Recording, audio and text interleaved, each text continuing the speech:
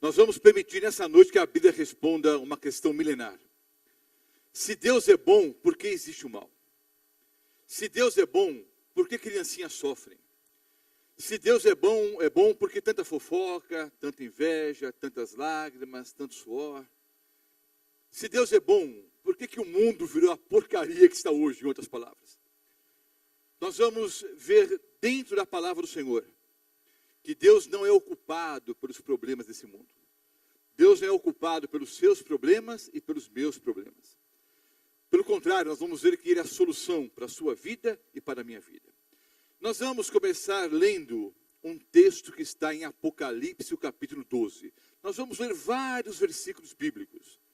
Eu espero que você que nos assiste pela internet, que vai nos assistir depois nos DVDs, vocês que nos ouvem pela Rádio Novo Tempo, e especialmente os que estão aqui essa noite, possam acompanhar os textos dentro da palavra de Deus. Abra sua Bíblia em Apocalipse, o capítulo 12. Apocalipse 12. Eu vou ler aqui alguns versículos bíblicos.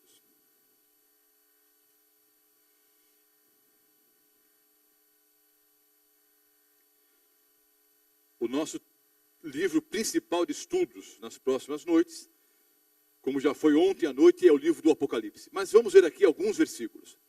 Vamos ler aqui os versículos 3 e 4.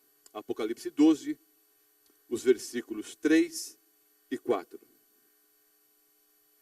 Viu-se também outro sinal no céu. E eis um dragão grande, vermelho, com 7 cabeças e 10 chifres. E nas cabeças 7 diademas. A sua cauda arrastava a terça parte das estrelas do céu, as quais lançou para a terra. E o dragão se deteve em frente da mulher, que estava para dar à luz, a fim de lhe devorar o filho quando nascesse. Versículos 7 em diante. Houve peleja no céu. Miguel e os seus anjos pelejaram contra o dragão. Também pelejaram o dragão e os seus anjos. Todavia não prevaleceram, nem mais se achou no céu o lugar deles. E foi expulso o grande dragão, a antiga serpente, que se chama Diabo e Satanás, o sedutor de todo mundo. Sim, foi atirado para a terra, e com ele os seus anjos. Versículo 12. Por isto festejai, ó céus, e vós, os que nele habitais. Ai da terra e do mar, pois o diabo desceu até vós, cheio de grande cólera, sabendo que pouco tempo lhe resta. Vejam bem. Há no mundo moderno, inclusive no mundo religioso, algumas ideias diferentes em relação ao diabo. Há algumas pessoas que pensam que o diabo é simplesmente uma energia negativa. Alguns acham que o diabo é apenas um pensamento negativo.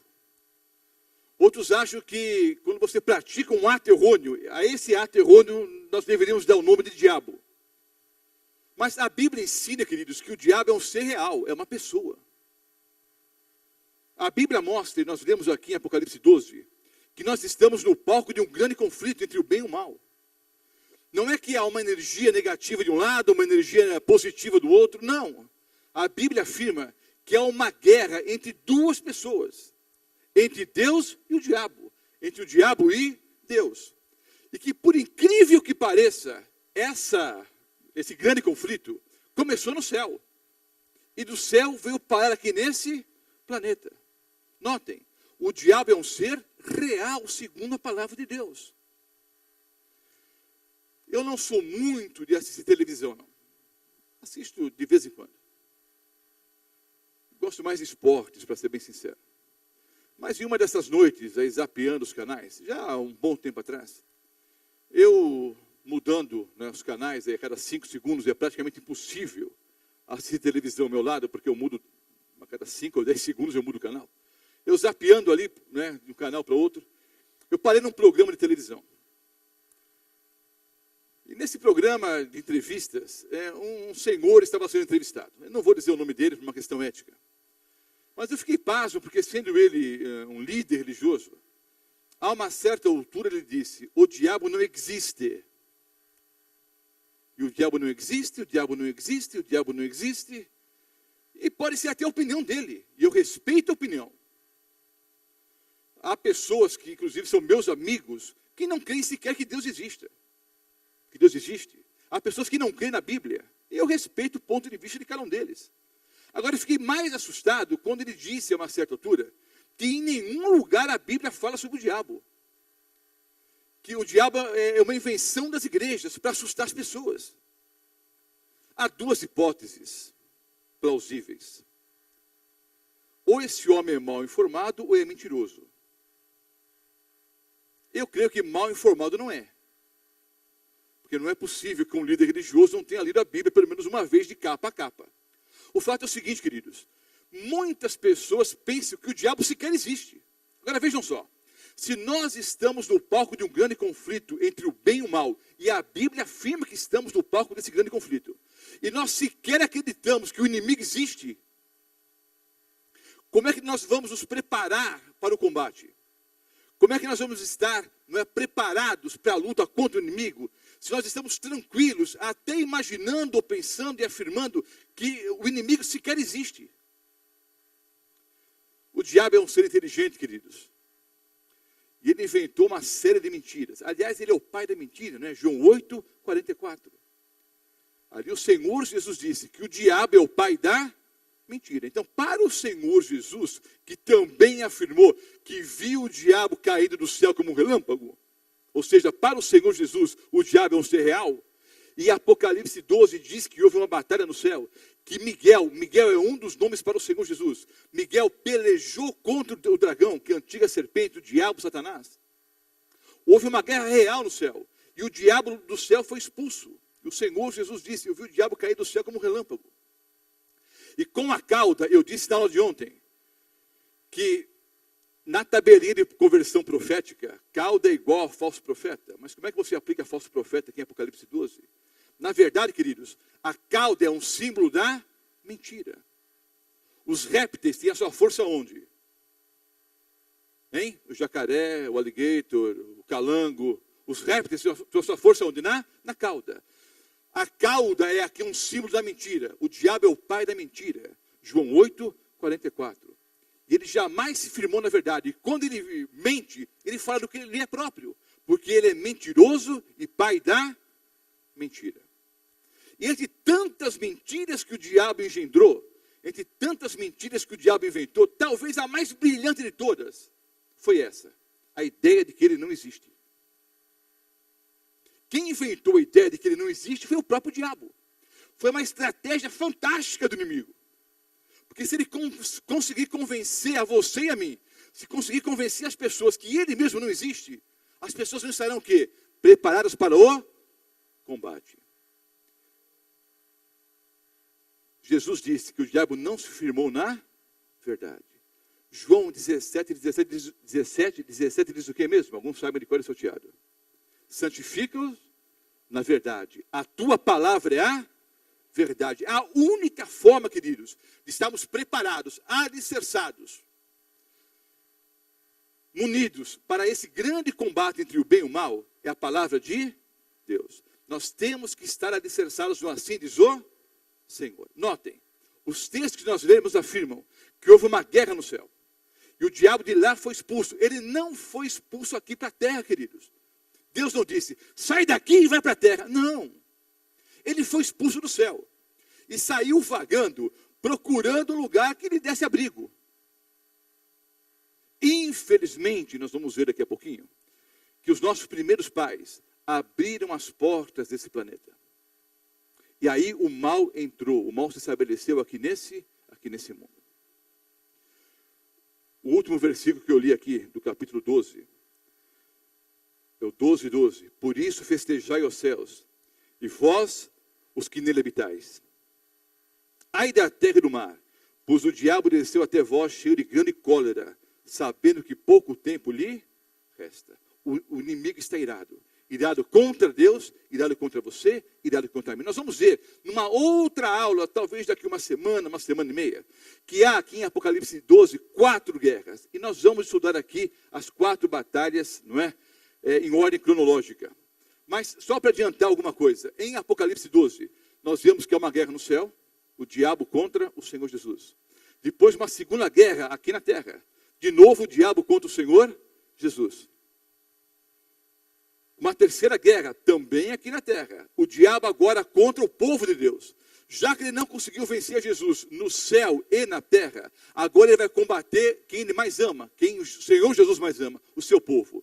E ao final do capítulo 12, a quarta e última batalha, que é a batalha do diabo contra a igreja remanescente. Aqueles que amam o Senhor Jesus, aqueles que guardam os seus mandamentos. Vamos, no futuro próximo, estudar o capítulo 12, versículo por versículo. Mas entenda uma coisa. O Dr. Amin Rodor, entre várias frases brilhantes, tem uma que cabe muito bem aqui no nosso discurso dessa noite. Há 4 batalhas aqui, registradas em Apocalipse 12. E o diabo perdeu em todas. Amém, queridos?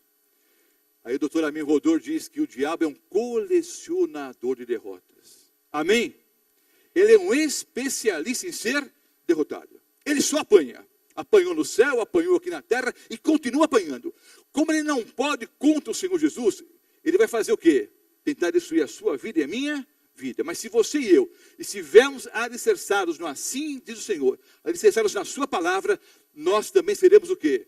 Vitoriosos. Agora, queridos, eu quero mostrar para vocês como é que o pecado entrou aqui nesse planeta. Alguém me perguntou há poucos dias, Pastor Mota, qual é o capítulo mais importante da Bíblia? E provavelmente há vários pastores aqui, alguns teólogos, várias pessoas que nos ouvem, poderão dar algumas respostas diferentes. Eu vou dar a minha resposta. A minha opinião é a seguinte.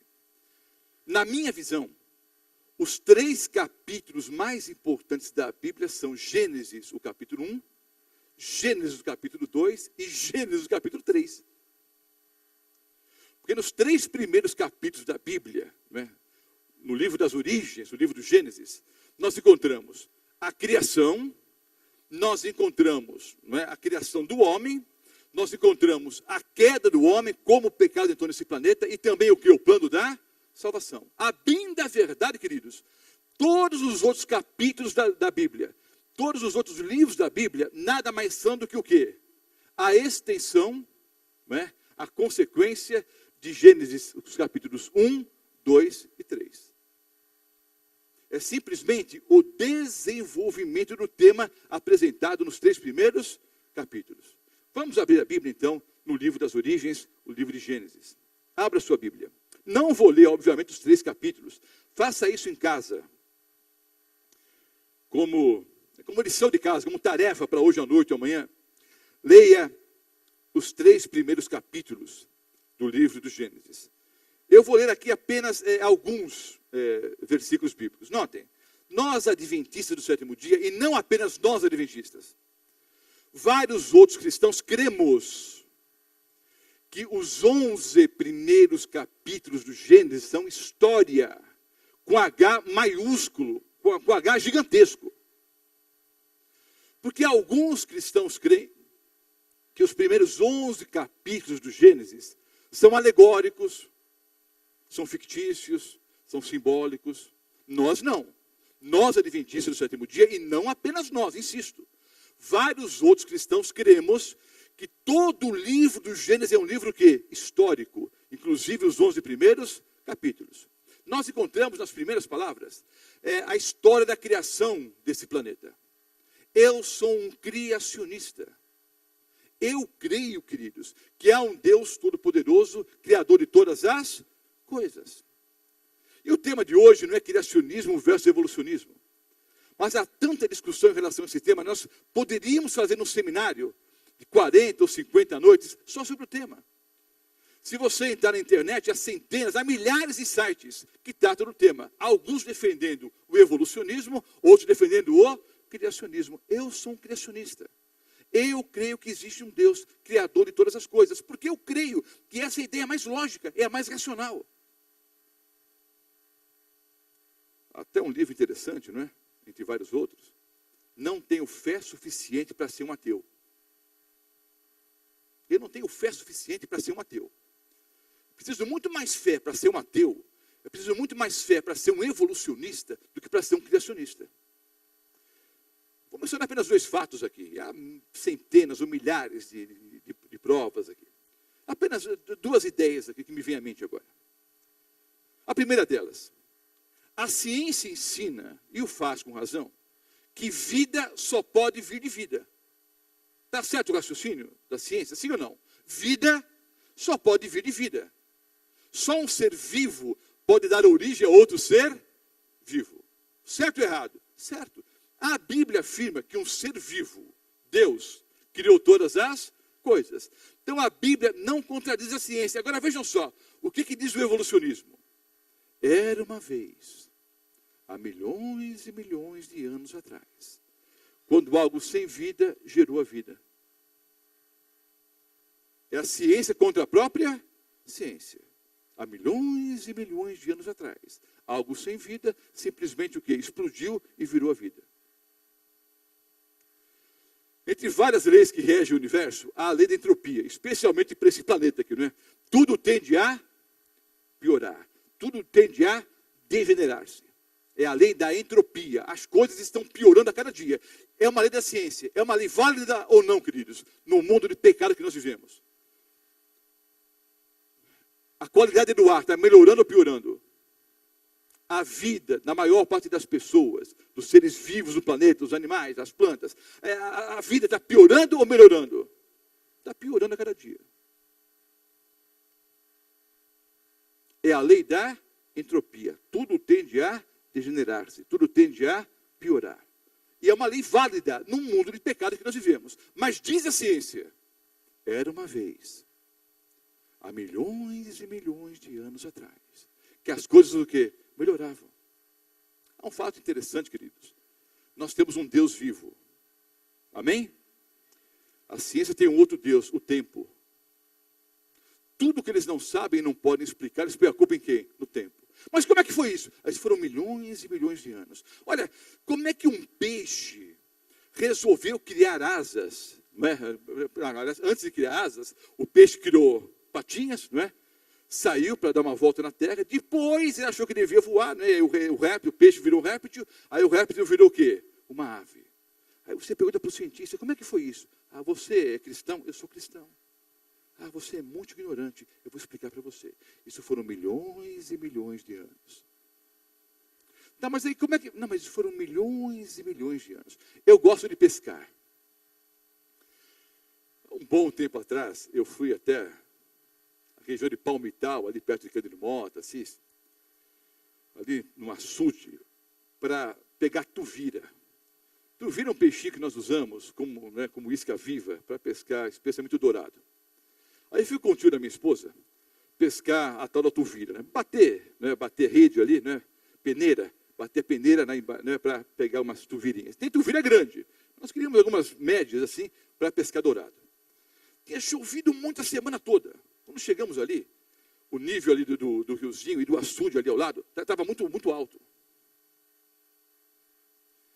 Aí o tio da minha esposa tinha, né, pegado uns 2 ou 3 ali, amigos, uns boias frias que ele encontrou na rua ali até, deu um dinheirinho e pagou para eles irem junto lá para ajudar a carregar as coisas, fazer algumas coisas ali e tal. Aí quando nós chegamos ali, um dos rapazes disse, eu vou entrar. Eu falei, não entra não, porque não dá pé para você. Um rapaz de baixa estatura. Eu vou entrar. Eu falei, não entra não, porque não dá pé. Você vai se afogar. O que é isso? Eu sou igual peixe na água. Então, tudo bem. Aí eu entrei de um lado com a peneira, ele entrou do outro. A hora que ele entrou, ele simplesmente o quê? Desapareceu. Ele sumiu ali, né? Tinha um córrego ali do lado, um açude ali, aí estava no córrego essa hora. Ele simplesmente desapareceu. Por sorte para ele, por sorte ou por Deus, né? Não creio que foi por Deus, noite de lua cheia. Ele simplesmente foi correnteza abaixo. E eu fui atrás dele, soltei a peneira e fui nadando. Eu só vi o cabelinho dele assim na água. Não é? Aí peguei ele pelo cabelo, que é o certo, né? Ou você pega pelo cabelo, ou pega pelo pescoço, né? Por trás assim, e leva a pessoa até a margem. Eu peguei pelo cabelo, né? E eu arrastei até a margem. Estava entrando em pânico já. Você não abraça a pessoa não, viu? Senão os dois morrem afogados. Você tem que pegar ou pelo pescoço, o certo mesmo é pegar pelo cabelo. Peguei pelo cabelo, né? E eu levei até a margem. Aí, né, primeiros socorros, ele vomitou muito, recuperou o fôlego. Aí eu olhei para ele e disse, ô meu irmão, você não disse que era igual peixe na água? Eu sou, só saio se me tirarem. Mas houve um tempo, há milhões 15 milhões de anos atrás, que os peixes acharam que deviam dar uma voltinha. Aí viraram os répteis. Queridos, eu sou um criacionista. Eu creio que é um Deus criador de todas as coisas. Agora vejam, em Gênesis, o capítulo 1, há aqui a história da criação. Vamos ler o versículo 31. No primeiro dia, Deus viu a obra das suas mãos, disse que era bom. No segundo dia, terceiro, quarto, Deus foi olhando para as obras das suas mãos e viu que tudo era o quê? Tudo era bom. Mas olhem, ao sexto dia, olha o que aconteceu. Versículo 31. Viu Deus tudo quanto fizera, e eis que era muito bom. Houve tarde e manhã o sexto dia. Notem, queridos, nós estamos aqui no ano da Copa do Mundo. E a gente ouve falar muito em padrão FIFA. Não é? Padrão FIFA, padrão FIFA, padrão FIFA. Notem, não é no padrão FIFA. É no padrão divino. Deus olha para as obras das suas mãos e diz que tudo era muito bom. Tudo o que o Senhor Deus fez era muito bom. Querido, se era tudo muito bom, como é que virou essa porcaria que está agora? Se tudo era muito bom, por que então a morte, sofrimento, dor, lágrimas, suor, doenças, separação?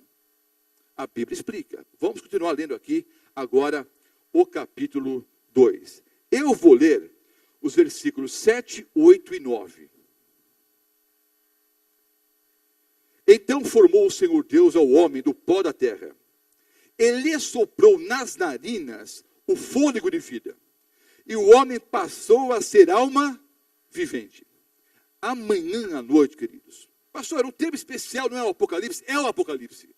Mas nós precisamos de alguns temas, não é, introdutórios, para que nós tenhamos uma visão mais clara do Apocalipse. O porquê do conflito entre o bem e o mal. Amanhã à noite. Eu sei que é uma terça-feira puxada para muitos de nós. Feriadão prolongado. Amanhã vai ser um dia de muita correria para todos nós.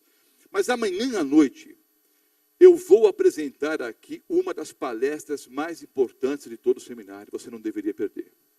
Mais do que isso, você deveria vir e trazer os seus amigos, parentes e vizinhos. Amanhã à noite, nós vamos falar sobre o que acontece com a pessoa quando ela morre. E vou dizer uma coisa para vocês, queridos. A maioria das igrejas não tem uma posição correta em relação a esse assunto. A maioria das igrejas ensina algo que não tem absolutamente nada a ver com a Bíblia Sagrada, em relação ao estado do homem na morte. É o nosso tema amanhã à noite, você não deveria perder em hipótese alguma. Então vejam só, formou o Senhor Deus ao homem do pó da terra. Vai ser o nosso texto inicial amanhã à noite. Ele soprou nas narinas o fôlego de vida, e o homem passou a ser alma vivente. E plantou o Senhor Deus um jardim no Éden, na direção do Oriente, e pôs nele o homem que havia formado. Do solo fez o Senhor Deus brotar toda a sorte de árvores agradáveis à vista e boas para alimento. E também a árvore da vida no meio do jardim, e a árvore do conhecimento do bem e do mal. Então Deus formou o homem do pó da terra e colocou o homem num jardim. E havia ali, queridos, milhares de espécies de frutíferas. Vocês sabem quantas espécies há de laranjas, queridos? Hein? Espécies, são variedades, né? Quantas variedades de laranjas existem? Só no Brasil, mais de 200. Pastor, não gosto muito de laranja não. E de banana, você gosta? Você sabe quantas espécies ou quantas variedades de bananas existem? Hein? Mais de 1000. Mais de 1000. Eu até descobri há pouco tempo atrás, tem uma espécie de banana lá nas Filipinas, que cada banana chega a pesar 1,5 kg. Há mais de 1000 variedades de bananas. De melancias, mais de 300. Então, queridos, quantas espécies frutíferas havia no Jardim do Éden? Não tenho a mínima ideia. Mas, com certeza, milhares de espécies, de variedades, de árvores frutíferas. O homem tinha tudo aquilo à sua disposição. Além de todas essas árvores, haviam duas especiais. Uma era a árvore da vida. A outra, a árvore do conhecimento do bem e do mal. Vamos ler aqui mais alguns versículos bíblicos. versículos 15 a 17. Capítulo 2, versículos 15 a 17. Tomou, pois, o Senhor Deus ao homem e o colocou no jardim do Éden para o cultivar e guardar. E o Senhor Deus lhe deu esta ordem: de toda a árvore do jardim comerás livremente, mas da árvore do conhecimento do bem e do mal não comerás, porque no dia em que dela comeres, certamente morrerás. Essa é a primeira profecia condicional. Gênesis 2, versículo 17. De todas as árvores do jardim comerás livremente, mas da árvore do conhecimento do bem e do mal não comerás, porque no dia em que dela comeres, certamente morrerás. Então vejam bem, queridos. Deus criou os anjos e os seres humanos com livre arbítrio. O que significa livre-arbítrio? É liberdade de escolha. Mas para nós termos liberdade de escolha, a premissa básica é a seguinte: eu preciso do quê? Possibilidade de escolha. Não há liberdade de escolha se eu não tenho possibilidade de escolha. Agora entenda o que eu vou dizer, que se você não entender, poderá complicar o sentido da palestra. E não tire essa frase fora do contexto, por favor. Deus não criou o mal. Deus não criou o pecado. Mas Deus deu a oportunidade do homem pecar se quisesse. Por isso ele colocou no jardim a árvore do conhecimento do bem e do mal. Entenderam a linha de raciocínio? Ora, livre-arbítrio é liberdade de escolha. E na sua liberdade de escolha, nem Deus interfere. Ele dá conselhos, dá orientações, através da pessoa do Espírito Santo. Ele tenta impressionar sua mente, mas Deus não interfere no seu livre-arbítrio. Deus criou seres inteligentes e livres. Agora, para eu ter livre-arbítrio, a premissa básica é a seguinte: eu preciso de possibilidade de escolha. Se eu tenho liberdade, mas não tenho possibilidade, vamos imaginar que eu estou em São Paulo e quero ir para o litoral, quero ir para Santos, a boa cidade, segundo o pastor Assir, a melhor cidade do mundo, né? E é uma boa cidade mesmo. Quero ir para Santos. Há vários caminhos para ir para Santos, há várias formas de ir, não é? Mas vamos imaginar que eu tenho duas opções ali: ou eu vou pela Imigrantes ou vou pela Anchieta. E alguém me diz: olha, você pode ir pela Anchieta ou pela Imigrantes. Só que a Anchieta está interditada, ou está na operação subida. Então eu só posso descer por onde? Pela Imigrantes. Eu tenho liberdade de escolha? Não. Eu só tenho uma opção: só posso ir pela Imigrantes. Isso é um exemplo banal. Mas o fato é o seguinte: Deus deu a você e a mim a possibilidade de escolha. Deus colocou para Adão e Eva no jardim do Éden a árvore do conhecimento do bem e do mal. Pastor, por que Deus fez isso? Todo exemplo humano fica muito aquém da realidade. Mas Deus não queria que as pessoas, que os seres humanos o amassem, né, por obrigação. O que eu vou dizer agora, não me leve a mal. Você que me assiste, você que está aqui, né, ao vivo, não é nenhuma indireta para alguém que está aqui, não. Se for o seu caso, me perdoe, mas não é objetivo atingir alguém que está aqui, não. Mas quantas pessoas não pedem o divórcio porque não tem para onde ir? Quantas mulheres não pedem o divórcio simplesmente porque pensam assim: eu vou para onde? E os filhos? O que vai ser deles? Na verdade, o amor já acabou há muito tempo. Mas por N razões, às vezes para manter as aparências para a família, talvez para manter o emprego, às vezes para, né, agradar a igreja, a sociedade, a pessoa permanece casada ali. Às vezes por amor aos filhos, mas o amor entre o casal já acabou e acabou há muito tempo. Mas muitas vezes por falta de opção, ou pela pressão da sociedade, a mulher ou o homem preferem ficar o quê? Casados, mesmo quando não há mais amor. E Deus pode operar um milagre. Deus pode fazer esse amor reviver na sua mente e no seu coração. Eu até creio que o maior milagre que Deus quer operar hoje é em nosso lar. Entre marido e mulher, entre pais e filhos. Mas o fato é o seguinte: Deus, eu acabei de dizer, é um exemplo humano, muito aquém da realidade. Mas Deus não queria que você e eu o amássemos, porque não tínhamos outra opção. Que somos obrigados a amá-lo, não.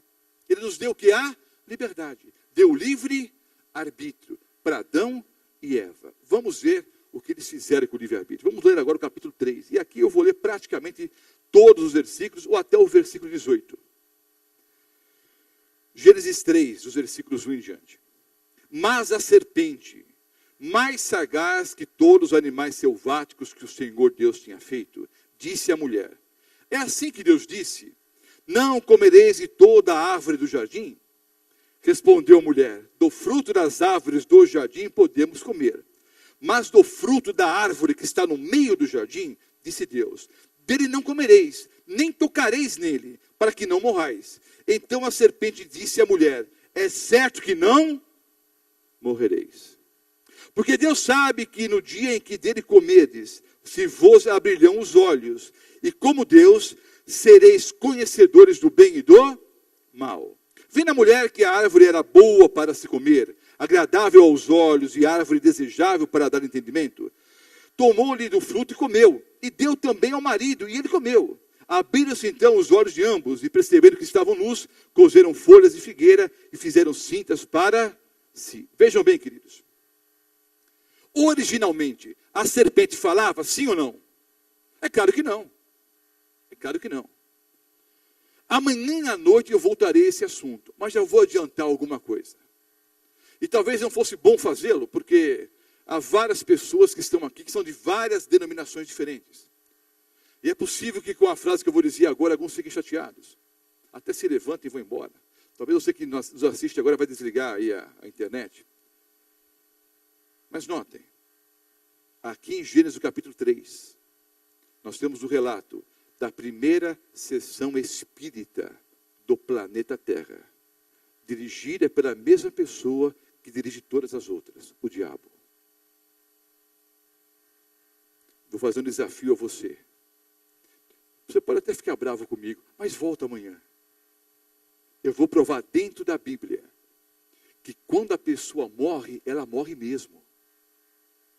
A Bíblia é um livro racional. É um livro racional para pessoas inteligentes. Queridos, segundo a palavra de Deus, a pessoa que morre, morre mesmo. Mas esse é o tema da manhã à noite. O fato é o seguinte: a serpente, obviamente, não falava.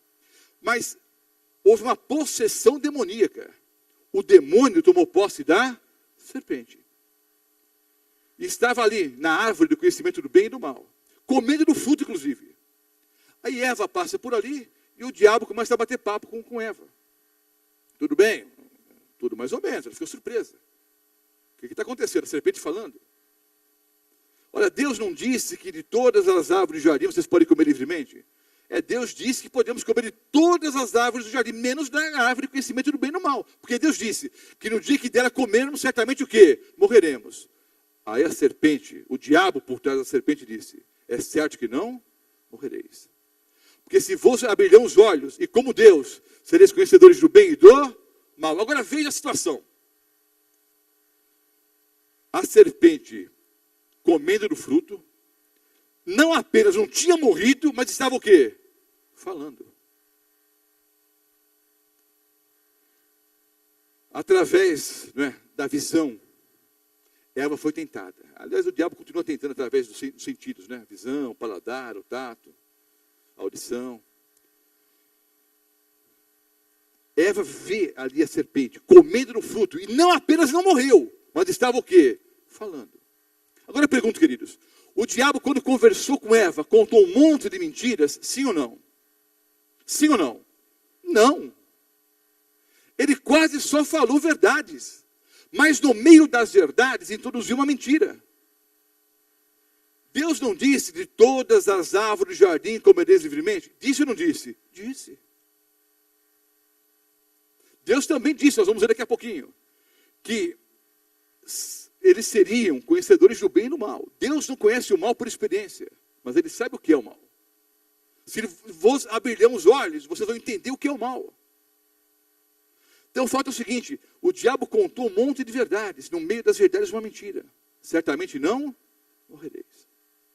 É o que ele continua dizendo hoje. Não, você não vai morrer não. Você vai para um lugar melhor, vai para o andar de cima. Não chora não. Olha, a pessoa que você ama está ao teu lado agora. Não queria que você chorasse. Não sabe, não fica triste não. Não é bonito esse discurso? Não é gostoso de ouvir? Mas é mentira. Porque se a pessoa morreu e foi para o céu, se a pessoa morreu e foi para o andar de cima, não morreu de verdade. E na Bíblia, queridos, quem morre, morre o quê? Morre mesmo. Mas é o tema da manhã à noite. E agora então, a mulher, tomando do fruto, come do fruto. E dá o mesmo fruto para o esposo. Queridos, eu estudei no Colégio São José dos Padres de Sion, lá no bom bairro de Piranga. E ali nas aulas de religião com os padres, eu aprendi da Igreja Católica Apostólica Romana que o pecado original foi o sexo. Que Adão e Eva tiveram relações sexuais. E esse foi o pecado o quê? Original. Eu não fiz a primeira comunhão. Eu já era adventista do sétimo dia. Não era nem batizado ainda. Mas eu fui criado na igreja adventista, mas estudava no colégio católico. Colégio São José dos Padres de Sion. E as aulas de religião, obviamente, era um padre que ministrava. E ele ensinou que o pecado original foi o sexo. Mas foi mesmo, queridos? Não pode ter sido. Porque antes do capítulo 3, o Senhor Deus mesmo disse, não é? Para Adão e Eva, crescei, multiplicai-vos e enchei a terra. Diz a Bíblia, macho e fêmea os criou. Deus criou o macho e Deus criou a fêmea. E diz, crescei, multiplicai-vos e enchei a terra. A única forma de se multiplicar, hoje tem bebê de proveta, não é? Mas mesmo assim é preciso, né, da semente do homem e da mulher para que, não é? Para que haja vida. O fato é o seguinte, a única forma de procriar era através de relações sexuais. Então, quem inventou o sexo foi Deus, queridos. No vínculo sagrado do matrimônio. Não tem absolutamente nada a ver com a queda. Quem inventou o sexo foi Deus. Vou dizer uma coisa agora que alguns vão entender hoje, outros amanhã, outros nunca. Antes de dizer isso, eu vou dizer uma outra coisa. Está até meio perigoso falar isso hoje em dia, né? Não me leve a mal. Te amamos, te respeitamos, mas segundo a palavra de Deus, o cabra tem que ser macho. E a mulher tem que ser fêmea. E ponto final. Segundo a palavra de Deus, o cabra tem que ser macho. Deus criou macho e fêmea. E criou o sexo entre homem e mulher, dentro do vínculo sagrado do matrimônio, e criou por pelo menos duas razões. Primeira, para que o homem crescesse e multiplicasse. Deus queria que o homem povoasse a terra. E a única forma de povoar a terra era através de relações sexuais. Agora, Deus criou o sexo por outro motivo também. E talvez alguns entendam hoje, outros amanhã, outros nunca. Deus criou o prazer sexual. Deus criou o prazer sexual entre homem e mulher, dentro do vínculo sagrado do matrimônio. Pastor, por que eu não posso entender isso hoje? Porque é um fato importantíssimo. Se foi Deus que inventou o sexo, você só vai entender o que é o verdadeiro prazer sexual se Deus puder abençoar o seu relacionamento. Sem a bênção de Deus, você nunca vai saber o que é o verdadeiro prazer. Quem bolou, quem inventou o prazer sexual foi Deus, dentro do vínculo sagrado do matrimônio. E alguns nunca vão entender o que é isso. Porque, infelizmente, para alguns, né, Deus não pode abençoar o relacionamento. Entre marido e mulher, que se amam, dentro do vínculo sagrado do matrimônio. Então não foi o sexo. O que foi o pecado original, então? Alguns acham que foi a capacidade de o homem foi evoluindo, né, o homem foi amadurecendo, e agora então começou a entender melhor as coisas, e por isso, né, esse teria sido então um pecado. Mas queridos, Deus criou o homem para se desenvolver em todas as áreas, inclusive a mental, a intelectual. E há várias outras teorias por aí. O fato é o seguinte, queridos, a história é simples. Deus criou o homem com livre-arbítrio. Precisaria então dar ao homem a possibilidade de pecar. Mas pastor, por que fez isso? Por causa do livre-arbítrio, que eles haviam milhares de árvores frutíferas. Só tinha uma que ele não podia tocar e não podia comer. Era a árvore da ciência, do conhecimento do bem e do mal. Só uma. E nós até sabemos, queridos, que essa árvore não ficaria ali para sempre. Tivesse o homem resistido à tentação, a árvore seria tirada dali. Mas o fato é que Eva cedeu à filosofia satânica ali. Comeu do fruto. O homem não foi enganado. Eva foi enganada, o homem não. Mas o homem toma do fruto e também come. Ambos pecaram. Aí eu pergunto, quando foi que Eva pecou? Quando tocou o fruto ou quando comeu o fruto? Quando foi que Eva pecou, queridos? Quando tocou o fruto ou quando comeu o fruto? Nem quando pegou, nem quando comeu. Já havia pecado antes. Quando em sua mente ela intentou, ela sonhou ser igual a Deus. Você sabe o que significa a palavra blasfêmia? Blasfêmia é a tentativa da criatura tomar o lugar do Criador. Blasfêmia é isso, é a tentativa da criatura tomar o lugar do Criador. Eva tentou ser igual a Deus. Quando na sua mente e no seu coração ela já havia pensado ser igual a Deus, ela já havia o quê? Pecado. O tomar o fruto e comer foi simplesmente a exteriorização do pecado que já havia em seu coração. Ela já havia pecado. Há um ditado popular no meio evangélico, no meio cristão. Nós não podemos impedir que os passarinhos voem por aí, não é? Mas podemos impedir que eles façam o quê? Ninho na nossa cabeça. Queridos, tentação não é pecado. O pecado é ceder o que há? Tentação. Ela já havia cedido quando em seu coração quis ser igual a Deus. Vou dar alguns exemplos aqui. Às vezes chega alguém para conversar com o pastor e fala assim, pastor, e começa a chorar, pastor, e chora, pastor. Aí eu fui dar um estudo bíblico, e sabe, eu cheguei ali, e a mulher estava mal vestida, e ela me seduziu, e eu caí, pastor, olha, eu juro para o Senhor, eu nunca pensei em trair a minha esposa, pastor, sabe, nunca passou pela minha mente, pelo meu coração, mas foi um momento de fraqueza. Mentira. Se ele não tivesse pensado em pecar, não teria pecado. Ele já tinha olhado para a mulher antes, já se sentiu atraído por ela, já imaginou, já fantasiou. Quando ele teve a oportunidade, ele simplesmente exteriorizou o que já havia no seu coração. Queridos, Caim já odiava Abel há muito tempo. Não teve um ataque de raiva ali momentâneo e matou o irmão, não. Ele já estava a fim de matar o irmão há muito tempo. Quando teve a chance, simplesmente o quê? Cometeu o ato. Quando eu era moleque, pastor, o senhor fez isso? Acho que eu fiz uma ou duas vezes, tem que pedir perdão a Deus, já pedi várias vezes. Mas a molecada entrava no mercado para roubar doce. Eu não sei se fazem isso ainda, né? Acho que não fazem mais, não. Mas, sabe, ninguém entra no mercado assim, não é? Já entra a primeira vez, pega ali um pacote de chiclete, de bala e põe no bolso. Não. A pessoa entra, não é? Olha para um lado, olha para o outro, não tem coragem, vai embora. Na semana seguinte volta, olha de novo, tal, não é? Vem uma terceira, até um dia que ela tem coragem e coloca no bolso. E você pode aplicar isso para qualquer pecado na vida, ninguém cai na primeira. Eu nunca pensei em fazer isso, se nunca tivesse pensado, eu não teria feito.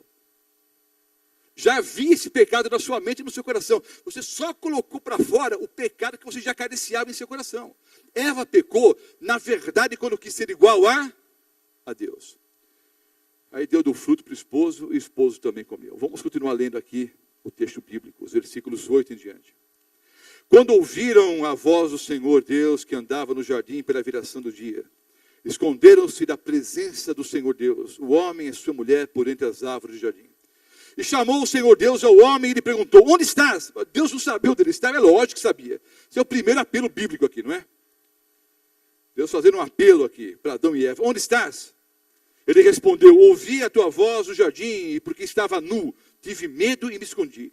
Perguntou-lhe Deus, quem te fez saber que estavas nu? Queridos, eles sempre estiveram nus, mas não havia o quê? Maldade entre eles, não é? Quem te fez saber que estavas nu? Comesse da árvore que te ordenei que não comesses? Então disse o homem, a mulher que me desse por esposa, ela me deu da árvore, ou do fruto da árvore, e eu comi. Disse o Senhor Deus à mulher, que é isso que fizeste? Respondeu a mulher, a serpente me enganou e eu comi. Vejam bem, queridos. Aqui começou a história, né, que já dura aí há milhares de anos. A tendência pecaminosa do homem colocar a culpa em Deus. Já dei a dica aqui. Quando o Senhor Deus fala com Adão: homem, o que você fez? Adão pôs a culpa em quem mesmo? Já dei a dica aqui. Em Deus, irmãos. Ele não pôs a culpa em Eva, ele pôs a culpa em Deus. A mulher que o Senhor me deu por companheira, a mulher que o Senhor me deu por esposa, me deu do fruto e eu comi. Em outras palavras, o Senhor é o culpado. Se tivesse me dado uma esposa um pouquinho melhor, não teria feito isso. Aí Deus olha para a mulher: Eva, ô mulher, o que você fez? Eva pôs a culpa em quem? Em Deus. A frase não é tão explícita quanto a de Adão, mas o contexto é o mesmo. A serpente, quem criou a serpente? Deus. A serpente que o Senhor criou me deu do fruto e eu comi.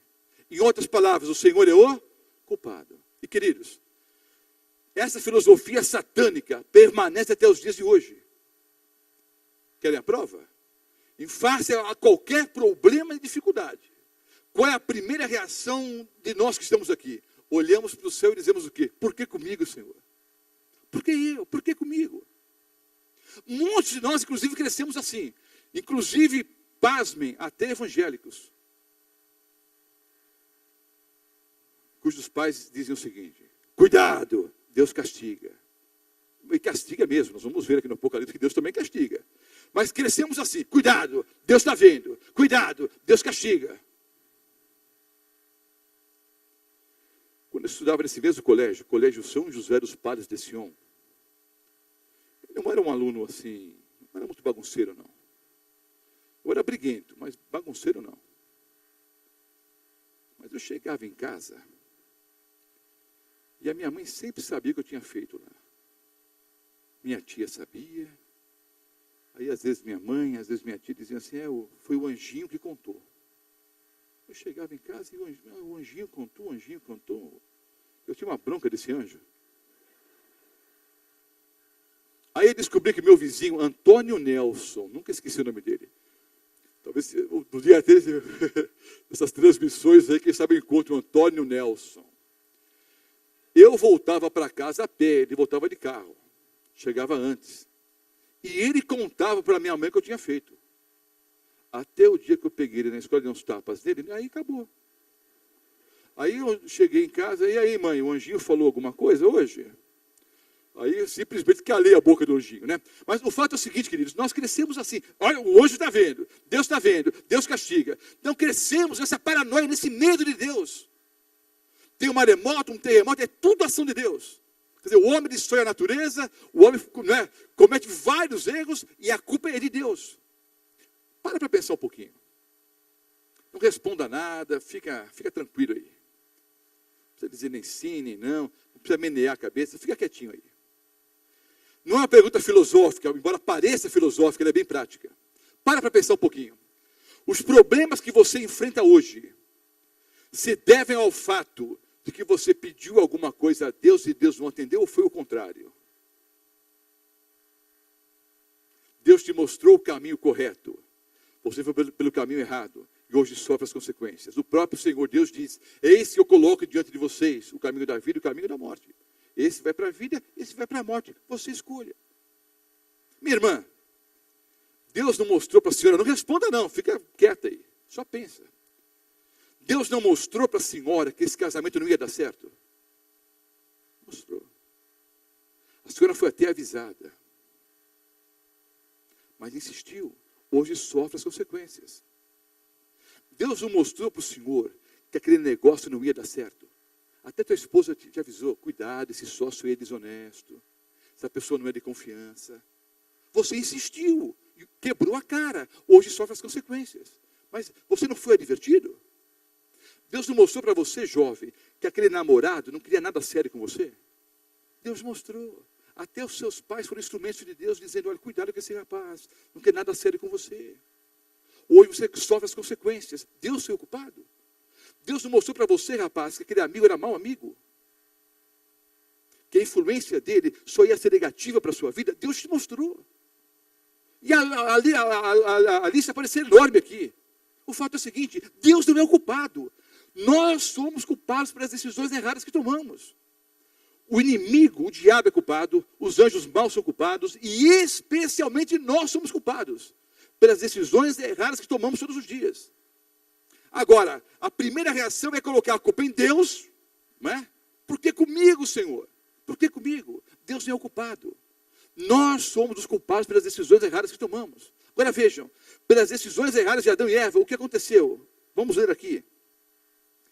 Versículos 14 em diante. Então o Senhor Deus disse à serpente: visto que isso fizeste, maldita és entre todos os animais domésticos, e o és entre todos os animais selváticos. Rastejarás sobre o teu ventre, comerás pó todos os dias da tua vida. Porém, inimizade, aqui está a primeira profecia messiânica e a primeira profecia incondicional.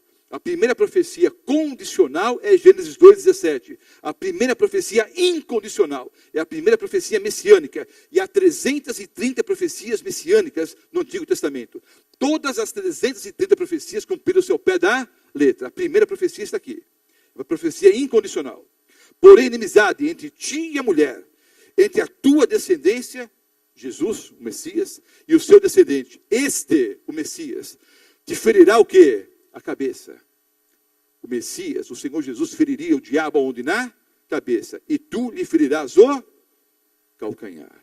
Quando foi que a profecia se cumpriu, queridos? Quando Jesus encarnou e se fez homem. Quando morreu na cruz do Calvário. E ao terceiro dia, ressuscitou. Cumprindo o quê? A primeira profecia messiânica de Gênesis 3, o versículo 15. E a mulher disse: multiplicarei sobre modo os sofrimentos da tua gravidez. Em meio de dores darás à luz filhos. O teu desejo será para o teu marido, e ele te governará. Adão disse: visto que atendestes à voz da tua mulher, e comeste da árvore que te ordenara que não comesses, maldita é a terra por tua causa. Em fadigas obterás dela o sustento durante os dias de sua vida. Ela produzirá também cardos e abrolhos, e tu comerás a erva do campo. Queridos, aqui está a história. Tudo que Deus fez era muito bom. Mas o diabo foi expulso do céu, e com ele uma terça parte dos anjos. E ele não foi expulso para a terra, não, saiu vagando por aí. Até que chegando aqui nesse planeta, ele encontrou alguém que abriu as portas do planeta para ele. E Adão e Eva, pecando, abriram as portas para o diabo e para os seus anjos, que estão aqui nesse planeta. Embora o diabo já seja um inimigo derrotado na cruz, ele ainda está em atividade. Está ao redor como um leão, disposto a destruir a você e a mim. Aqui está o palco, a cena de como o pecado entrou nesse planeta. Hoje o palco do grande conflito entre o bem e o mal é esse planeta. Agora, quando Adão e Eva pecaram, eu vou usar um termo bem popular que alguns não vão entender. Então eu devia usar outro tema, né? Outro exemplo aqui. Bom, a maior parte dos homens vão entender, algumas mulheres também. Quando Adão e Eva pecaram, o diabo pensou assim, num termo bem popular: Deus está numa sinuca de bico. Sabe o que é uma sinuca de bico? É uma situação no jogo de bilhar onde você não consegue jogar a bola branca. Não tem como você jogar, é uma sinuca de bico ali, não tem como jogar a bola branca.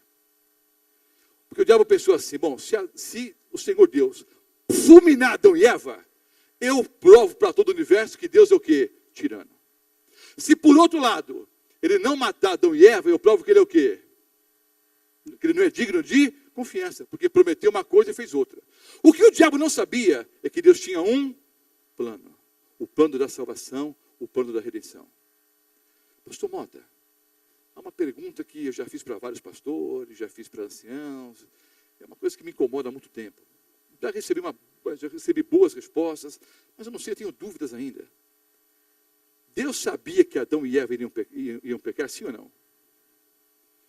Queridos, há no mundo teológico, e não vou entrar em detalhes que nem o tempo permite, há no mundo teológico uma discussão em relação à onisciência divina.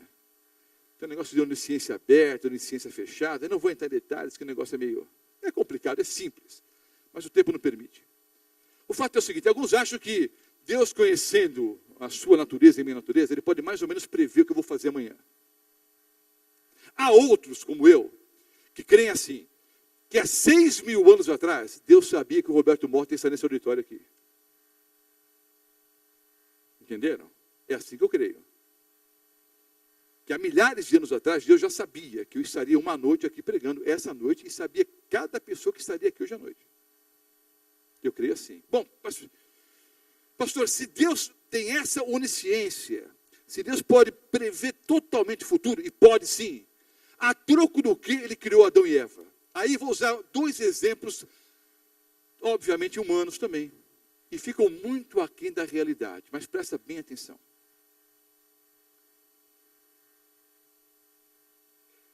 A senhora, vou pegar o casal tem um único filho. Vocês têm um único filho, tá? Casal, cristão, tem um único filho.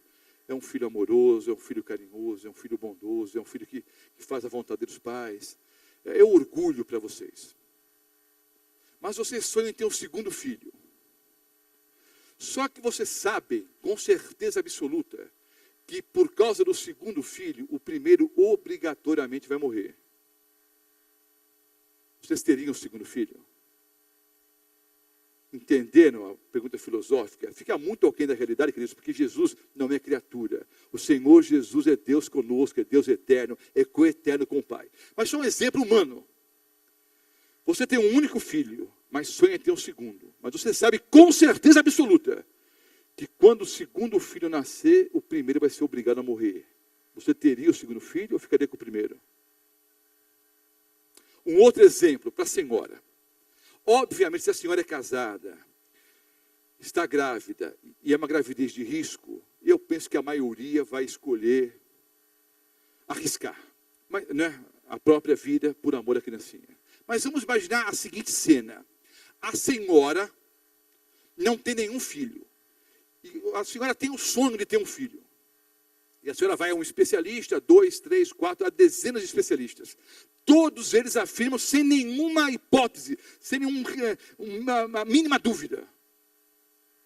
Eles têm certeza absoluta que se a senhora tiver um filho, vai morrer na mesa de parto. A senhora vai morrer na mesa de parto. A criança sobrevive, a senhora não. Então a senhora não tem filhos ainda, não está grávida. Tá? Mas tem um sonho, quero ser mãe. Mas não vai ser. Vai ser mãe no sentido de gerar a criança. Mas na hora que a criança nascer, a senhora morre. A senhora continuaria com o mesmo plano? De ter um filho que nem mãe vai ter? Hein? Mas notem, o Senhor Jesus, ali, Gênesis 2, o versículo 7, formando Adão do pó da terra, e ao soprar nas narinas de Adão o fôlego de vida, Jesus sabia que ia ter que morrer por Adão. Então, amados irmãos, em vez de você ficar discutindo a onisciência divina, se ele sabia, se não sabia, o quanto sabia, na minha opinião, queridos, é a maior prova do amor divino. Ele sabia que ia ter que morrer por causa de Adão e Eva. E ainda assim o quê? Os criou. Há uma frase idiota, quer dizer, a frase não é idiota, idiotas são os que dizem a frase. Espero nunca ouvir essa frase dos meus filhos, e nunca ouvi. Espero nunca ouvir. Espero que nenhum pai tenha ouvido essa frase de algum filho. E se você, filho, pronunciou essa frase, vai pedir perdão hoje para o teu pai e tua mãe. Eu não pedi para nascer. Tem uma frase mais idiota do que essa? Eu não pedi para nascer. E alguns agem assim em relação a Deus. Eu não pedi para nascer, eu estou aqui por sua culpa. Queridos, Deus sabendo que o Senhor Jesus teria que morrer na cruz do Calvário por amor a você, por amor a mim, ainda assim nos criou. É a maior prova do seu amor. Me permitam ler alguns versículos bíblicos para encerrar. Vai para o livro de Romanos. Vou ler 3 versículos aqui. Romanos capítulo 5. Romanos 5.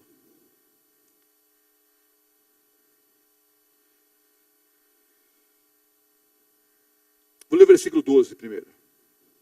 Romanos 5, 12. Portanto, assim como por um só homem, quem? Adão, entrou o pecado no mundo, e pelo pecado a morte, assim também a morte passou a todos os homens, porque todos pecaram. A maior consequência do pecado de Adão e Eva foi a morte. Não morreu na hora. Anos depois morreu de velhice. E a morte entrou para todas as pessoas desse planeta. Então, assim como a morte, através de Adão, não é, passou a todos os homens, porque todos pecaram, assim como um homem, né? Por um só homem entrou o pecado no mundo, e pelo pecado a morte, assim também a morte passou a todos os homens, porque todos pecaram. Versículo 8, volta um pouquinho agora. Romanos 5, 8. Mas Deus prova o seu próprio amor para conosco, pelo fato de ter Cristo morrido por nós, sendo nós ainda pecadores. Versículo 19. Romanos 5,19. Porque como pela desobediência de um só homem, muitos se tornaram pecadores, assim também, por meio da obediência de um só, muitos se tornarão justos. E o texto tradicional, João 3, 16, 17, 18 e 19.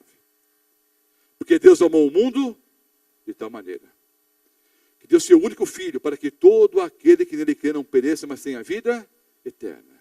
Porquanto Deus enviou seu Filho ao mundo, não para que condenasse o mundo, mas para que o mundo fosse salvo por ele. Quem nele crê não é condenado, quem não crê já está condenado, porquanto não crê no nome do unigênito Filho de Deus. E a condenação é essa: a luz veio ao mundo, mas os homens amaram mais as trevas do que a luz, porque as suas obras eram más. Encerro fazendo um resumo da palestra. Olha só, queridos. Houve uma batalha no céu. Um grande conflito que iniciou-se no céu entre duas pessoas, Deus e o diabo. O diabo quis ser igual a Deus no céu, e por isso do céu ele foi o quê? Expulso. Não foi expulso para a terra, não. Foi expulso do céu.